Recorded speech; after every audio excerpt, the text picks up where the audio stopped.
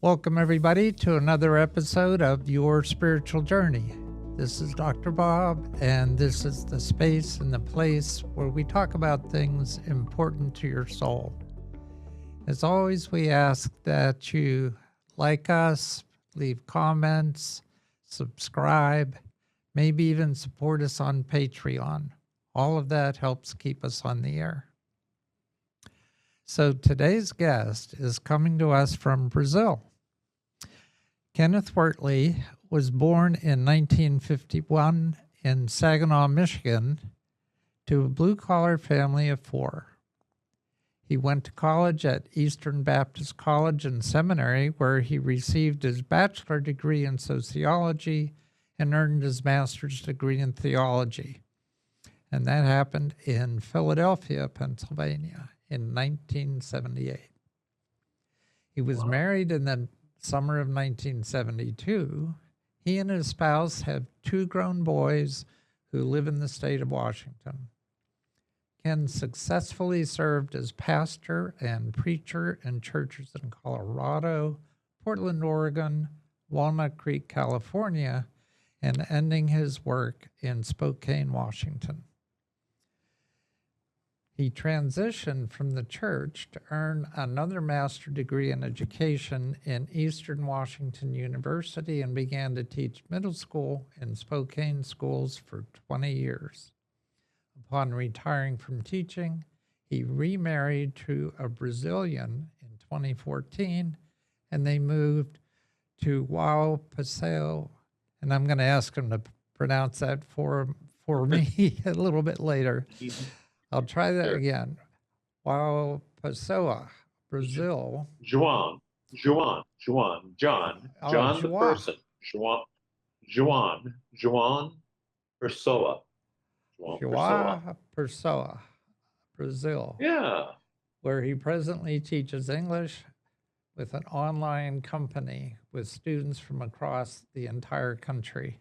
And what country is that, Ken? Is that across Brazil? That's Brazil. Just Brazil. I only teach Brazilians. Yeah. Okay. He and his partner enjoy the beautiful beaches and the wonderful culture of Brazil. When he went through divorce and coming out as a gay man late in life, he journaled his journey, which became the basis of his new book, The Gospel of Secrets, a memoir of truth, liberation, and love. And that book has gone #1 for the new LGBTQ memoir books. And with that, I'm going to ask Ken to reveal his spiritual journey to us, and then I'll ask him some questions. Ken, the mic's all yours. Thank you. Thank you. Thank you, Bob, for having me. And thank you for the listening audience. I hope everyone gets some kind of encouragement and an understanding for this spiritual journey that I'm still on. I'm still working. So yeah, good. Like you said, I was born in a small middle-class family in Saginaw, Michigan. And I have to admit that it was a happy childhood. My mom and my dad were very religious, very spiritual. We were members of the First Baptist Church in Saginaw, Michigan. And when the church was open, Mom and Dad were there. They were leaders. Both of them were leaders in the church. And the church was kind of an extension of my family. When the church was open, we were there. We led Bible studies. We were our friends, our family members, our extended family, all attended that church. Bob, I guess I'd start with saying that as I grew up, I really was encouraged by my family to enter the ministry and learn as much as I could about God. As I look back, I think that my theology was deeply rooted in evangelicalism, and we we really, really worshiped the Word of God. It was the Word of God that was far more important than a relationship with God. Although they were kind of equal, the Word was far more important than the spoken word. So I just read an article a couple of months ago that the word, for instance, homosexuality was inserted in the Bible in 1946. And it was inserted with the word, Greek word, perversion. So from 1946 to 1973, the word homosexual appeared, interchanged with that word perversion. That's the kinds of words and things that I grew up with. I kind of constructed a prison for myself.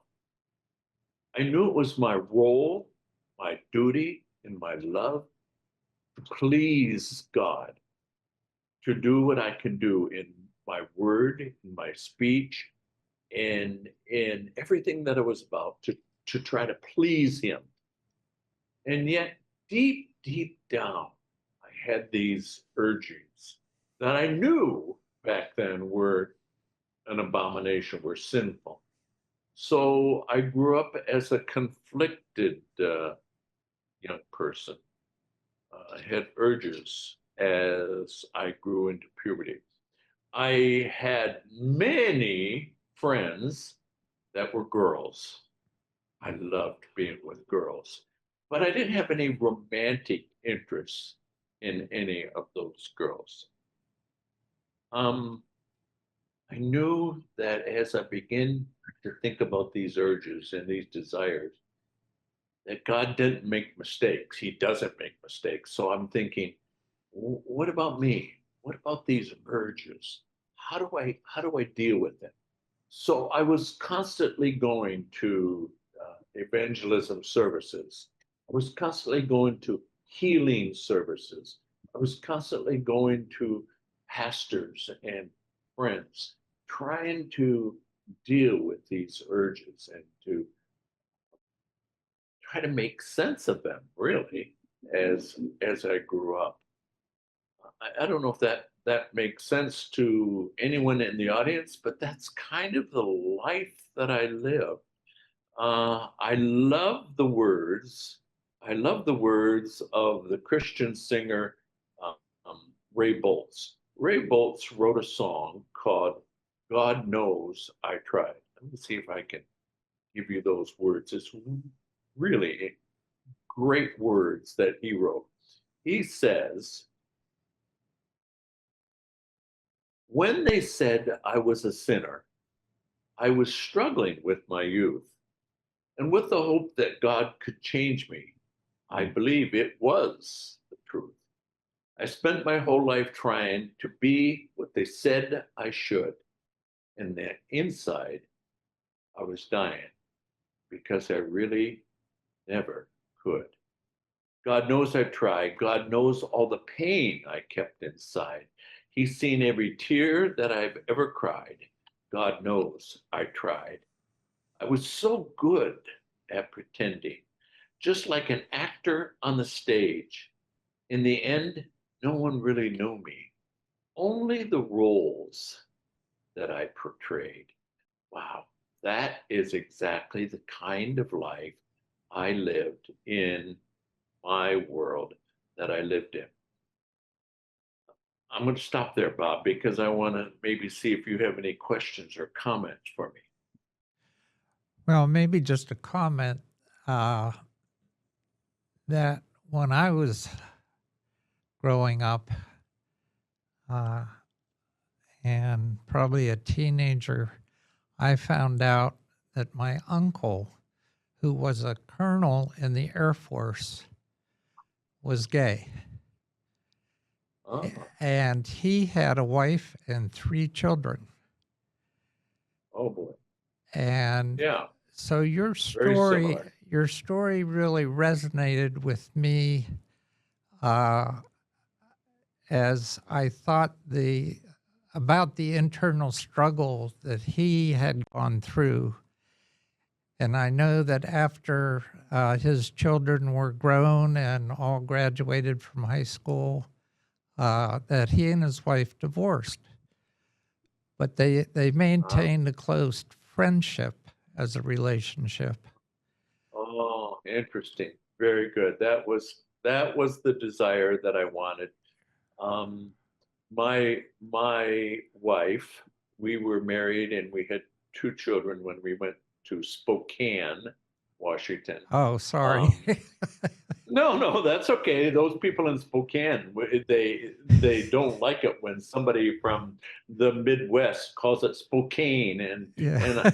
and I started calling it Spokane, and then all of a sudden they went, no, it's not Spokane, it's Spokane. Anyways, Okay. what was I going to say? Oh, so my wife and we really didn't have a good relationship. It functioned more as a friendship. And as time went on, we just drifted apart until the point where she came into my room one night and said, "How long have you known you were gay?" And that was kind of the first time we had ever even used the word gay. And so that kind of began um, the process for me to grow and to think and to deconstruct. I like that word, deconstruct. Deconstruct a faith that kept me in prison. It kept me from really realizing the grace of God. I went to many therapists, many counselors. There wasn't a day in which I didn't go to try to talk this out or to reason this out. There was still a hope that I could be married, but that was fading. I didn't use the word gay because I knew I wasn't gay. I had believed that. I believed that God didn't make a mistake, and yet here I was. So I came upon a wonderful counselor who encouraged me to journal. Now, I'm not a big journalizing person. So she asked me to begin to write down some thoughts and write down some theology that would help me and push me into thinking about a new theology and new thinking in my life. Um, I did. And I began to see some progress into rethinking, reshaping. There's a great book by a pastor friend of mine in Australia who wrote a book called A Life of Unlearning. And yeah, that that was really what the next maybe 10 years would be about. A life of unlearning, a life of trying to figure out how to embrace the gospel that wasn't a secret. Now, And so it was were you still married at the time you were seeing this therapist? oh no, we had separated. She felt it would really be better for me to move out of the house for the sake of the family. And so she surrounded with her two boys and just kind of continued on with life. I went to an apartment by myself and I had never lived by myself. I didn't even know how to cook. I didn't even know what things I needed. So it was a brand new experience for me to begin to live a life solo. Uh, I went to therapy by myself, and then finally the marriage ended in divorce. It was my hope that I could maintain a relationship with my wife like your uncle did. That just wasn't possible. She was very hurt and very distraught, and so she sought counseling herself. And yeah, it just it, it deteriorated from there. I continued to do a lot of therapy, a lot of reading. I tried to go to different churches and sit in the back row. I loved being with God's people. I loved the music. I loved the prayers. But it was always when the preacher would get up and start preaching about the American family or the ideal family or Adam and Eve or Mary and Joseph. And it was very uncomfortable. It wasn't until I ended up going to a Lutheran church, which wasn't comfortable for me. The the robes, the candles, pomp and circumstance just wasn't my kind of style. But yet the message of grace began to strike a chord inside of me. The message of God's grace. Somehow, where did I miss that? The importance of God's grace. Coming to terms with who you are and how God has created you, and to embrace the fact that God has created you just the way you are. I transitioned out of the church and went and got another master's in education and became a school teacher. That there was some freedom in that, and yet I still needed to work on my authenticity and try to work on my spirituality, trying to reconstruct. I talked to you a little bit about deconstruct, but now I had to reconstruct a theology. Does God create gay people? I don't know. I had to think about that. Um, did God create me the way He wanted me to be? I had to deal with that, think about that. That was hard for me to think. Some people would say releasing and reconstructing a new faith is really important. So that's what I did. I began to read, began to and continue to go to the Lutheran Church, began to think about God's grace.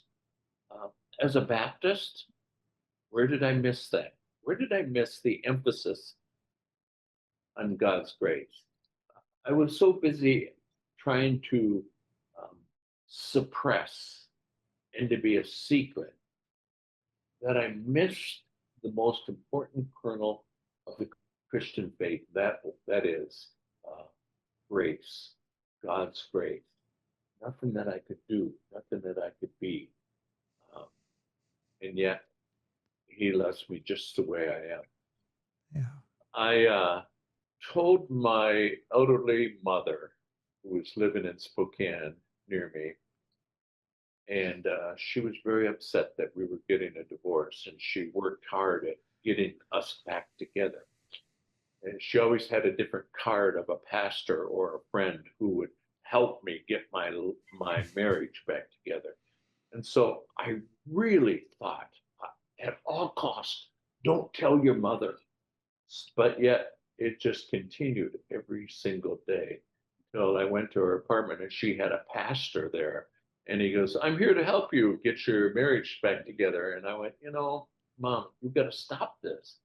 Um, I'm homosexual. And her response was was typical and expected. She goes, well, when did this begin? When did this start to happen? And I said, well, and I tried to be as spiritual as I could. I think I was born this way in your womb. I was formed and created and made and shaped into God's image. And that was really hard for her to deal with. That was really hard for her to deal with. Uh, yeah, go ahead, Bob. Well, I know that as as that story unfolded, uh, that your mother decided to go live with your brother. Yes, And yes. why was that traumatic for you? Um, deep down, I think all LGBTQ people, when they come to terms with their sexual orientation, I think we all want to be loved by our parents. Uh, I know so many stories of young people coming out to their father or to their mother and then be rejected. Not that they don't love them, but that their love isn't big enough for this new information. And for a mom or for a dad to begin to see their child in a different light, it is traumatic. It is traumatic. And so I want to say to your listening audience, being authentic always has a price. It always has a price. You're kidding yourself if you don't think that there is a cost to coming to terms with who you are or what you are. Traumatic because my mom and I became very close in Spokane. She fell out of bed and broke her hip. She had surgery, and when she was in recovery, she told me, she says, I really need to go back to Michigan. The pain of watching you suffer and how I can't help you. I, I, I just have to leave. I have to go somewhere else and try to make a new life in Michigan with your brother. So she left. I got her on an airplane. We held hands all night as we flew on an airplane to Detroit. And then my brother picked her up and she lived with him until the rest of her life. When she got to Michigan, uh, she had a stroke and died. And my brother said, you didn't need to tell her. In a lot of ways, you kind of gave her an early grave. And I went, oh no, don't tell me that. I just did what I thought was good. So that's what we did. Yeah, that was hard on me. It was hard on me. Um, I began to teach school, and when had a good colleague across the hall who taught the same um, subject, and I went into her room and I said, I'm getting a divorce, and she says, "Oh no, you can't get a divorce. You should find a counseling. You guys are such a great couple, and you're so spiritual in the church, and you're such a great leader." And I said, I said, I really think I'm gay. And that was the first time I uttered the words out loud. And it it became a little easier for me as I began to think about who I was, and to be able to express those words without fear was enormous in my life. Enormous. Yeah. So, not long after your mother passed, I understand that your brother did too. Was I reading that Yes. correctly? Yes. My brother passed a year later, and so that kind of is a reality now for me, that I'm the only Wortley in in the universe. Well, I have some third or fourth cousins in Michigan still, but my mom, my dad, my brother, his wife, yeah, my intermediate family, it's all past now. Well, So what about your sons? yeah, you know, I, I really do need to be honest, Bob, that the relationship with my sons and my wife, I'm not going to say ex-wife, their mother, um, is strained. I they don't they're not in touch with me. There's no birthday cards. There's no Father's Day card. There's no Christmas card. There's no communication between us. That's a sad fact.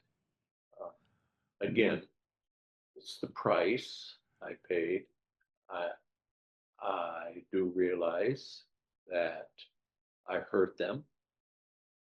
I had a friend that says, in a lot of ways, you really never existed. Uh, they're living their life as though you moved away to another foreign country and they're not going to be in touch.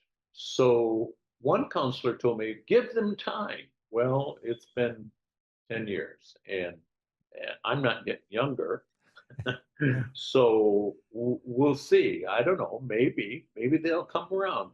I have another friend that says, if I was a kid, I would die to visit Brazil. Well, they aren't where they're at. They're not Well, willing to get on do an they even airplane. know that they're welcome there? Oh, definitely. Yes. I try constantly to send them emails or texts. We don't have each other's email, so I have to do it through a friend. I have to kind of say, "Oh, would you tell my son this?" Or would you tell him? One son has had two children, so now I have two grandchildren that I haven't seen. So yeah, they know um, their dad adores them. So kind of on paper, I'm a father. But in reality, in their 20s and 30s, and now my oldest has just turned 40 this year. That's a hard reality for me, really a hard reality. Well, I guess when people say give it time, I have to tell you that I was estranged from my father until I was in my 50s. Oh, And okay. once I found forgiveness and Yeah, was able to just accept him for who he was and understand that he yeah, did the best he could with what he knew at the time. Uh, exactly. we had a beautiful relationship for the last years of his life.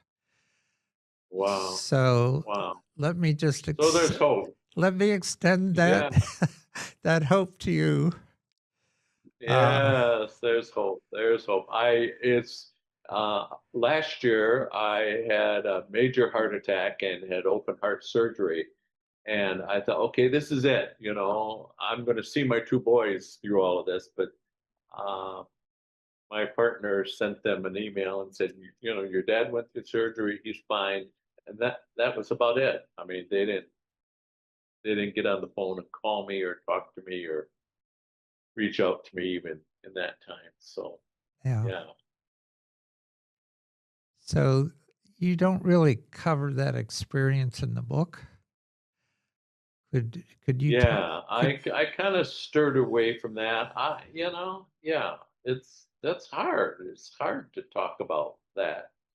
well, You know, how did this heart attack happen? What were the circumstances?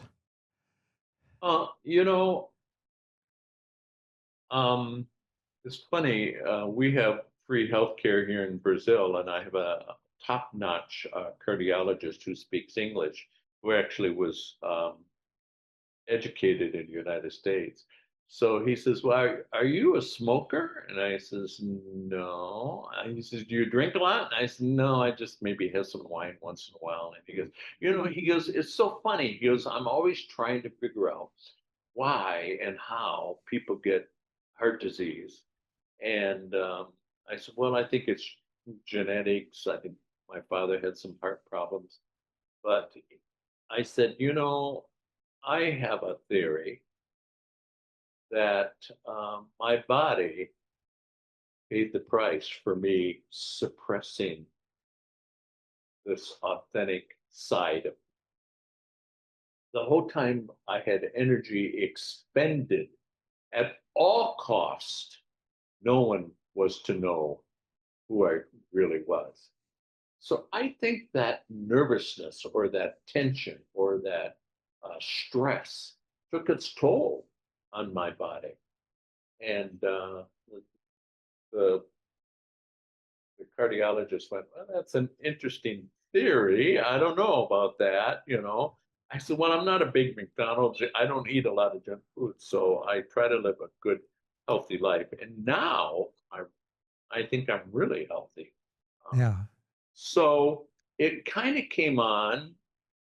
It took months. It took a year.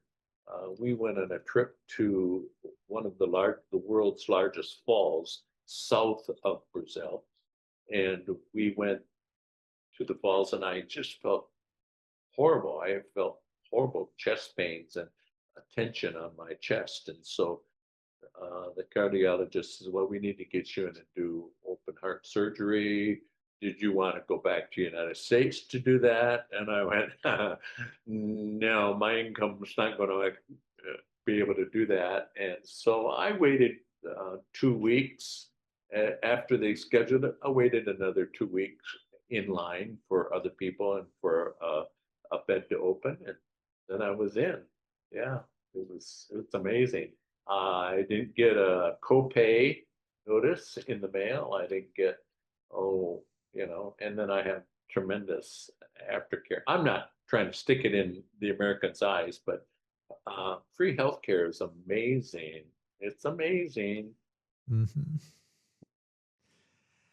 Yeah, most of the world has it, or some version of it. Yes, yes, Yeah, those who seem to care about their constituents. yes. Yeah.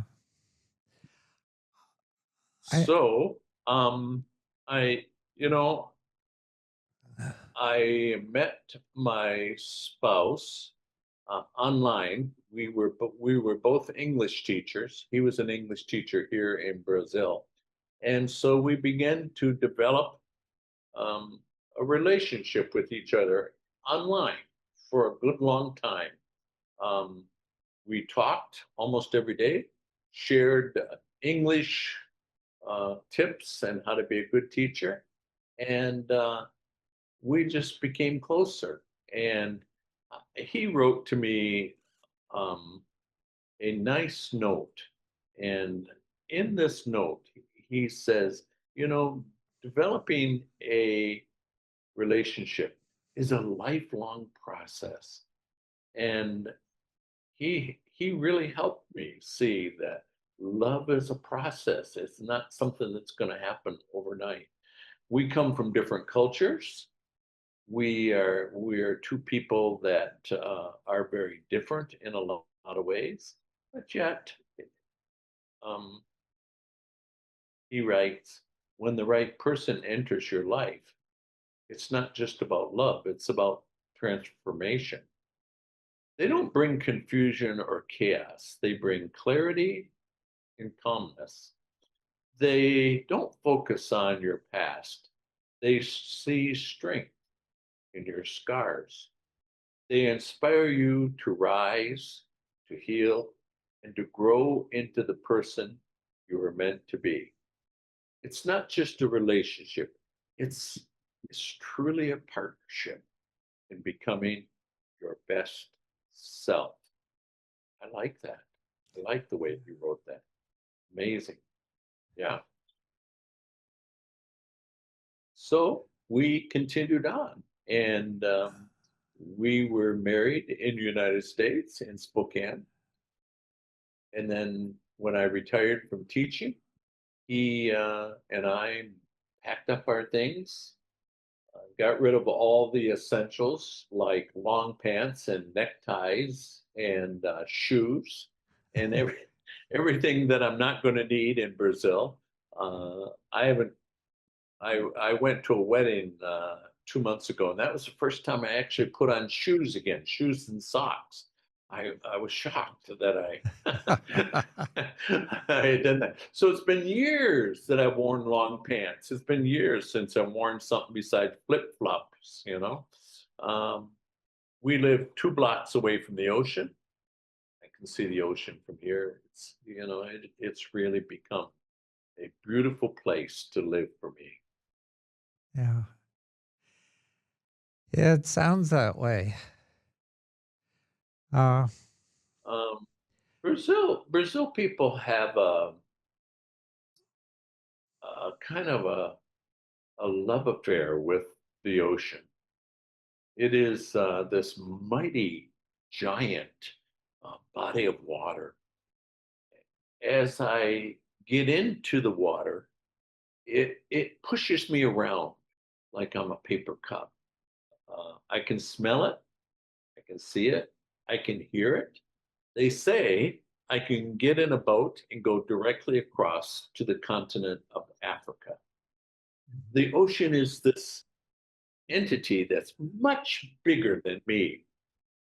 I'm not saying it's my God, but I'm saying it helps me in many spiritual times to think and to reason and to recenter my life. And so I do take a lot of walks on the beach. I do take a lot of dips in the ocean. About 2 weeks ago, we went to New Year's Eve on the beach with close to 1 million other people. And around 11:59, there's a bunch of fireworks blasting off.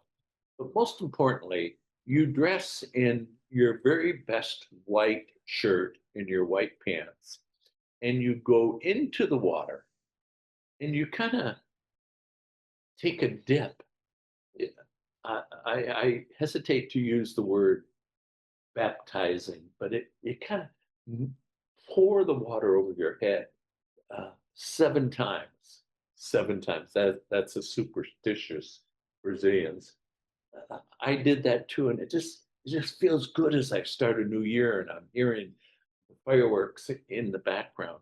The ocean is this powerful, stronger, spiritual entity in my life that's just amazing.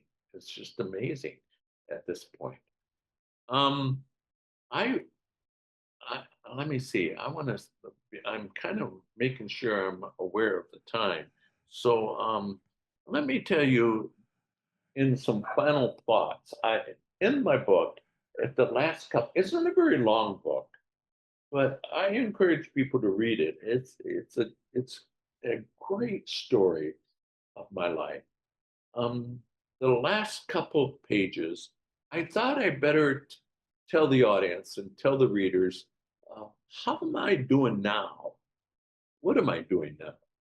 And so my publisher got in touch with me because I said, here are my final 10 commandments. And he goes, I don't want to sound too religious, but just can you make it your final thoughts, some final thoughts that can help the reader? So that's what I did. I changed the title to Some Final Thoughts. Here are 10 final thoughts of how I live my life now. First one, I find peace in something bigger than myself. And that for me, again, is the ocean. I find peace. I embrace the divine within and around me. Distinguish spirituality from mere religious practice. I embrace something bigger than me that gives me peace. Second, I live generously. Now, Brazil's not a really rich country, so that we do have a lot of poor people. I give away as much as I can. Uh, I am I'm a kind of a wealthy American gringo. I'm a wealthy gringo here in Brazil. And so when we go out to eat and I have a little piece of pizza left and I think, oh, in the past I'd say, well, that's my lunch. But no, I give it to somebody on the street. Serving the poor with humility. Third, nurturing your spiritual temple, my body. Yeah, I've paid the price. My heart, my cardiovascular system has told me that you've got to change how you eat, and how you drink, and how you behave in your life. Number four, embrace the present moment. As a preacher, I'm really good at speaking, but I found late in my life that I really have a problem with listening to people, releasing the grip of the past regrets and future anxiety. I focus now on the now. where life's richness truly unfolds. Number 5, prioritizing my relationships. I'm making new friends every single day. It's not hard in Brazil. I'm kind of I stick out like a sore thumb. I'm 6'3". I have blonde hair and blue eyes, and Brazilians are attracted to that. They look at my eyes and just adore it, and they look at my hair and touch my skin because I'm lily white compared to them. Uh, Prioritizing relationships, listening with intention. Number 6, keep moving forward. Um, Apart from writing my book and doing podcasts, I'm going to make a decision not to dwell on the past and my mistakes I've made, but allow the rhythm of life to be marked by constant movement, simply walking, moving in my life forward. Seeking knowledge daily is number 7. Seeking something new, learning something new. I'm in the process, Bob, of learning Portuguese, and I have to say I've been here 7 years, and I still am not fluent when it comes to Portuguese. So I'm trying to learn something every day. And number 8 is probably my favorite. I have a little sticker on my mirror where I shave every morning, and it says, "Awake with gratitude." Have a heart full of thankfulness. So on the sticker on my mirror says, "Give thanks for today." Give thanks for today. Number 9, cultivate forgiveness. Forgive people that have done me wrong. Uh, Free my spirit from the weight of grudges. And then finally, number 10, live authentic with passion. With passion. Those are the 10 final thoughts. My publisher How about says, realizations? That's the other yeah, word you use, the realization. 10 That's realizations. 10's realization. I really should have done that. Yeah, good. So that's it. That's my life.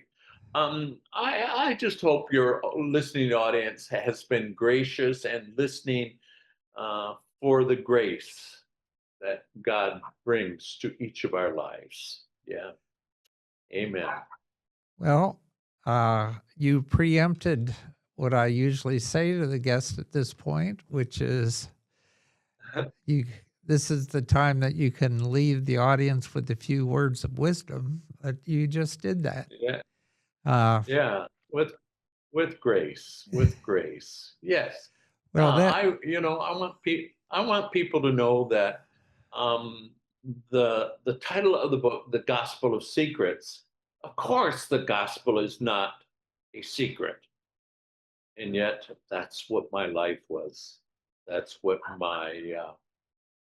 what my faith was, full of secrets, full of hiddenness, full of lies. So now here I am trying to live out my life, the rest of my days, with His love and with His grace. Yeah. so you feel that you've got a pretty good handle on a spiritual life at this point. Have you sought out a church? Have you felt the need for that kind of a structure around your spirituality, or are you in a good place just where you are and you no longer feel the need to seek out a church? You know, Bob, I miss the church a lot. Of course, 20 some years in the church as a leader. Um, Brazil is is a Catholic nation. Uh, I go, I see the priest up the front. Brazilians like a lot of drama, so there's a lot of incense, there's a lot of candles, and a lot of robes, and there's a lot of singing. I I don't get the awesomeness of God too often in that situation. I do, I am moved in tears as I walk early in the morning and as the sun is rising. Joao Pessoa, the capital of Paraíba, where we live, this is the first place, the first location in which the sun rises in the southern continent. So I like to go and watch that sun. And I can say to myself, the sun is rising on a new day for me. And it kind of moves me spiritually to be at the ocean and watch the sunrise in this place as opposed to other places in the north and south continent. Church, I miss the music. I I guess I'm moved a little bit by going to church and listening to other people sing. I don't understand their Portuguese. Uh, they have beautiful sounds. Of course, they have drums and they have guitars. Uh, Very few have huge pipe organs. I went to the largest city in South America, Sao Paulo. It's about 14 million people, and went to a cathedral, and there was a big, huge pipe organ. And I thought, wow, I really miss the sound of an organ.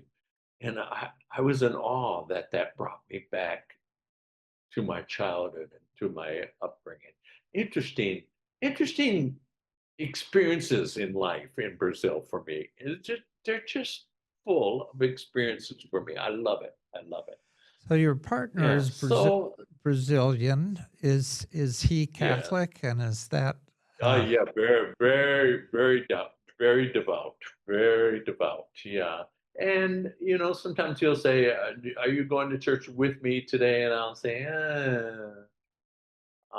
Sundays, the day of Sunday has always been um, a time in which is taken up by duty and by promises of going to church all my life. So it's hard for me to do anything on a Sunday without getting into the trap of, I need to go to church, or, that's that whole, I have to try to please God on a Sunday. Yeah. Yes, he goes to church on a regular basis. Yeah, most Brazilians are very faithful to their faith. Very faithful. mhm. They just have a lot of superstitions, like dipping into the ocean. And I I went when we went and I learning more and more about the superstitions. That day we were going to the beach and we dressed up in white. I bought some white shorts and a white shirt, very nice dress white shirt, not a t-shirt. But I noticed he was in the bedroom taping something to the bottom of his foot. And I said, "What are you doing?" And he goes, "Well, in Brazil, we tape 2 reais to the bottom of our foot with some tape." And I went, "Oh my goodness." I don't want to laugh or make fun of him, but it's also that superstitious that as we enter into this new year, God's going to bring prosperity to us if we take a two reais to the bottom of our foot. And I have to hold my laughter because I don't want to make fun of them, but it's just so odd. They're just so superstitious in a lot of ways. It's kind of fun. It's kind of fun. It's a fun experience. I love Brazil. I love Brazil. And I would give anything to have my sons come to visit me. Yeah, anything. Yeah, it would be wonderful. Yeah. Well, I want to thank you for spending this time with us. Uh, Thank you, Bob. I've never wanted to go to Brazil before, but now There you you, go. you, There you you make it go. sound so attractive. Uh, Oh, it is. It is. It is. They're such beautiful people. They welcome you with open arms, They're, yeah. And they love Americans. They love Americans. And they're always like putting their arms around me and saying, "Oh, we're so sorry for what's going on in the United States? Oh, you must be very unhappy. And I say, I'm okay. I'm okay. I'm doing. I try to stay out of politics when it comes to United States, although my partner just fixed the TV and now we get CNN on. And I thought, oh no, I don't want to watch CNN. I don't. But Yeah. yeah, once in a while I do. Okay. Yeah, no news is good news, as they say. Yeah, exactly. Yeah, in my case, yeah, no news. Yeah, you're right. Yeah. Okay, well, with that, I think we'll have to bid you adieu. Thank you, Audience, Bob. as always, whatever resonates from you from this discussion, just incorporate it into your life and put the rest on the shelf until you're ready to deal with it. And until next There time, you go. this has been your spiritual journey.